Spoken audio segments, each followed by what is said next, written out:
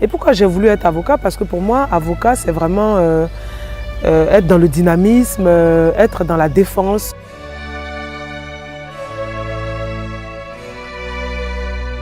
Connaissant son caractère depuis qu'elle était adolescente, on n'est vraiment pas étonné de la voir là où elle est actuellement. Plusieurs fois, elle a voulu régler des palabres qui la concernaient même pas. C'est-à-dire, à la limite, elle n'avait rien à faire dedans, mais parce qu'elle estimait que c'était pas juste, elle y allait.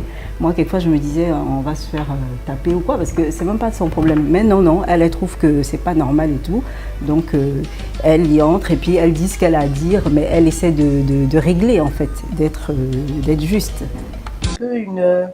Une démonstration un peu atypique, voilà, de ce que cette dame est, c'est-à-dire qu'elle choisit ses collaborateurs finalement au mérite, en fonction de la compétence. J'ai appelé à mes côtés une amie d'enfance qui est devenue donc mon chef de cabinet, et elle, on peut dire effectivement que ça a été vraiment une décision de ma part. Je crois que mes qualités professionnelles. J'ai un DESS en droit des affaires. D'ailleurs, en arrivant au cabinet, je m'occupais un peu de la cellule juridique, en même temps que j'organisais son agenda.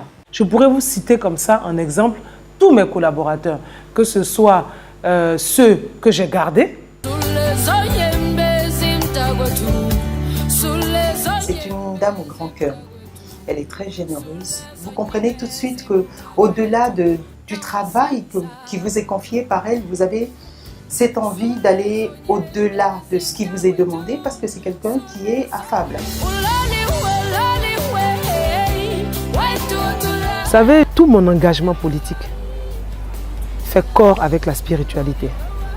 Je crois que si je n'avais pas cette spiritualité qui était la base de mon engagement politique, je ne serais même jamais rentré en politique.